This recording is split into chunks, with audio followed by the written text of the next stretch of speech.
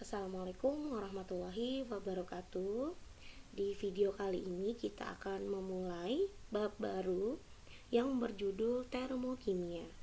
Termokimia adalah bagian dari ilmu kimia yang mempelajari hubungan antara kalor atau energi panas dengan reaksi kimia atau proses-proses yang berhubungan dengan reaksi kimia.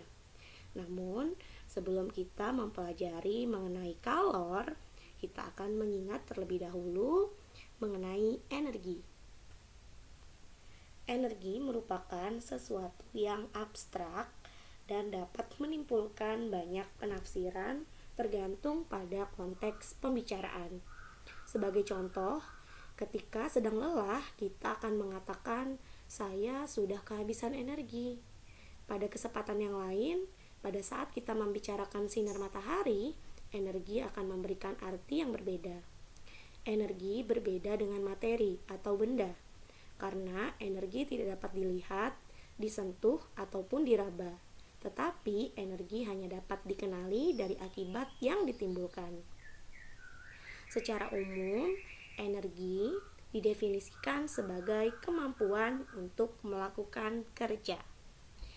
Ada macam-macam energi yang kita sudah ketahui. Ada energi listrik, energi pegas, energi panas, energi kimia, energi cahaya, energi kinetik, energi bunyi, dan energi potensial. Nah, kita akan membahas mengenai energi kimia. Apabila suatu zat mengalami perubahan struktur akibat dari reaksi kimia, maka energi kimianya akan dilepas, diserap, atau diubah dalam bentuk lain. Contohnya di sini ada sebuah api unggun yang digunakan oleh manusia untuk menghangatkan tubuhnya. Proses pembakaran kayu lalu menjadi api merupakan salah satu contoh dari reaksi kimia. Karena terjadi reaksi kimia, maka terdapat energi kimia. Pada contoh ini, energi kimianya itu berupa panas yang dilepaskan oleh api yang kemudian diserap oleh tubuh manusia. Ya, jadi energi itu bisa diserap, bisa dilepas atau diubah dalam bentuk lain. Dan ingat, energi tidak dapat diciptakan dan tidak dapat dimusnahkan, namun dapat diubah menjadi bentuk lain sesuai dengan asas kekekalan energi. Nah, perpindahan energi tadi bisa ada dua jenis, bisa melepas energi dan bisa menyerap energi. Nah, di termokimia ini akan dikhususkan kepada siapa energi dilepas, kepada siapa energi diterima dengan sistem dan lingkungan. Apa itu sistem dan lingkungan? Yuk kita bahas bersama-sama. Sistem adalah segala sesuatu atau reaksi, proses yang menjadi pusat perhatian. Lingkungan adalah hal-hal yang berada di luar sistem dengan siapa sistem tersebut berinteraksi. Contohnya di sini kita akan melarutkan gula dengan air. Di sini ada air, ada gula, ada wadah, dan ada sendoknya. Nah, di sini sistem dan lingkungan itu kita yang tentukan sendiri. Misalnya, di sini kita mau mengamati larutan gula. Berarti sistem yang ada di sini adalah larutan gulanya. Kemudian lingkungannya adalah selain dari larutan gula atau yang berada di luar larutan gula. Contohnya wadah, kemudian sendok, bisa jadi suhu dan tekanan di sekitar larutan gula tersebut.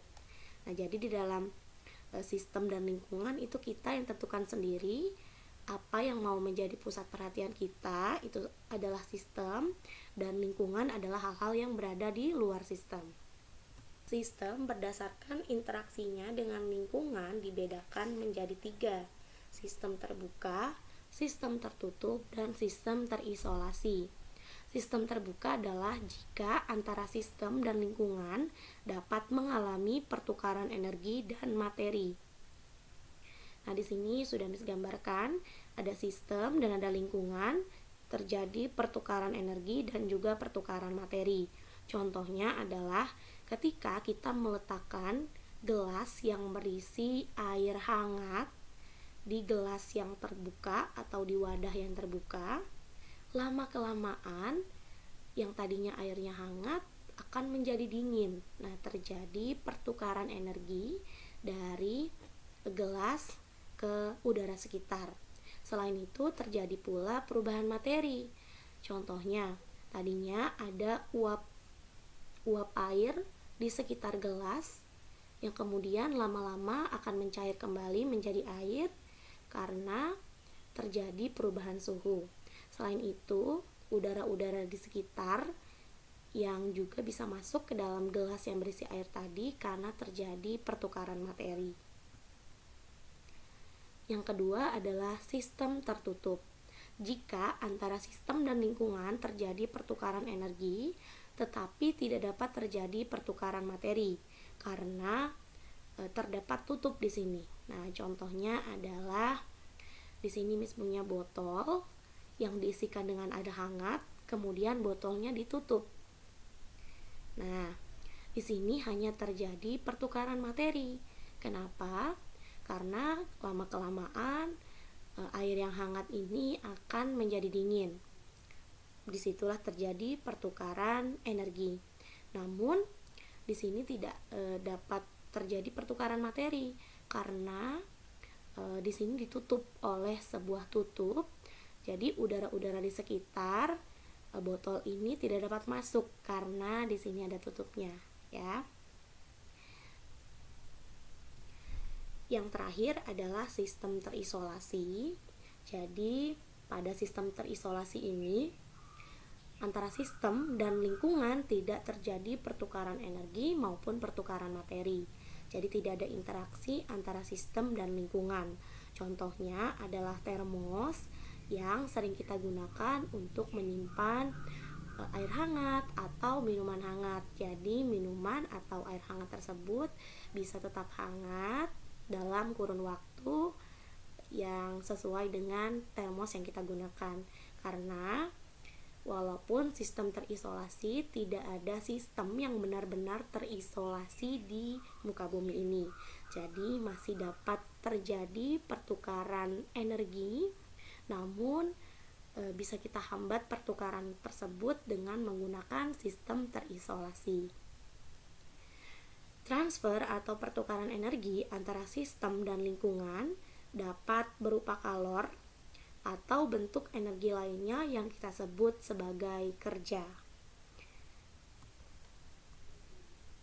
Nah, tadi sistem itu bisa menyerap kalor, bisa juga melepas kalor. Nah, di sini Miss mau bahas saat sistem menyerap kalor. Sebagian energi yang diserap oleh sistem akan dipergunakan untuk melakukan kerja. Bahkan sebagian energi ada yang disimpan di dalam sistem. Nah, energi yang disimpan di dalam sistem ini disebut sebagai energi dalam atau kita singkat sebagai E. Energi dalam itu tidak dapat diukur, namun yang dapat diukur adalah perubahan energi dalam atau delta E. Energi dalam ini merupakan fungsi keadaan sehingga besar perubahan energi dalam atau delta E dalam sistem hanya bergantung pada keadaan awal dan keadaan akhir. Rumus dari delta E atau perubahan energi dalam adalah E2 dikurang E1. E1 adalah energi dalam keadaan awal dan E2 adalah energi dalam keadaan akhir.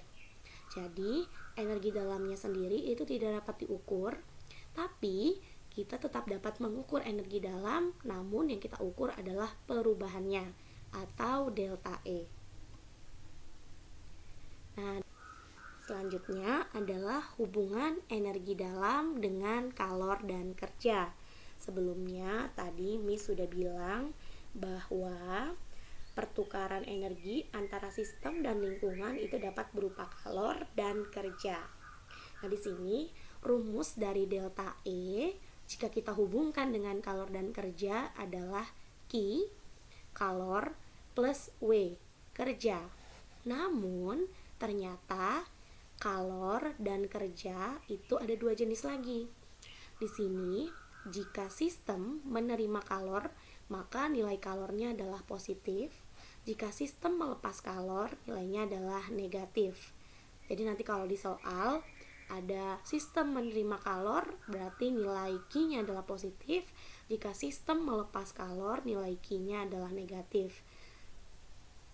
Sedangkan jika sistem menerima kerja, nilai kerjanya adalah positif. Jika sistem melakukan kerja, nilai W-nya adalah negatif. Nah, nilai-nilai ini sudah merupakan kesepakatan, jadi kalian tinggal ingat dan cermati lagi nanti jika bertemu dengan soal. Supaya nggak bingung, yuk kita coba latihan soalnya. Suatu reaksi melepas kalor sebesar 150 kJ, serta sistem melakukan kerja sebesar 50 kJ. Tentukan perubahan energi dalamnya.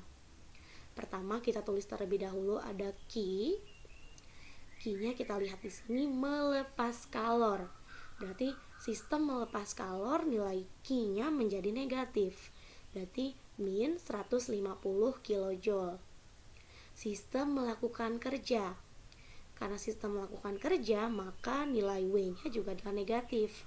Maka W sama dengan min 50 kJ. Maka rumus delta E adalah Q plus W. Kita sesuaikan nilai Q dan W-nya. Q-nya adalah min 150 kJ, W-nya adalah min 50 kJ. Maka delta E-nya atau perubahan energi dalamnya adalah sebesar min 200 kJ. Di sini Miss punya contoh soal, satu buah latihan soal. Suatu reaksi menerima kalor sebesar 300 kJ serta sistem tersebut melakukan kerja sebesar 150 kJ. Tentukan perubahan energi dalamnya. Di selanjutnya nanti kita akan berjumpa lewat Google Meet. Kita akan membahas part yang selanjutnya, yaitu mengenai entalpi, reaksi eksoterm, reaksi endoterm, diagram reaksi eksoterm dan endoterm, serta cara menuliskan persamaan termokimia. Sampai jumpa anak-anak. Miss akhiri. Assalamualaikum warahmatullahi wabarakatuh.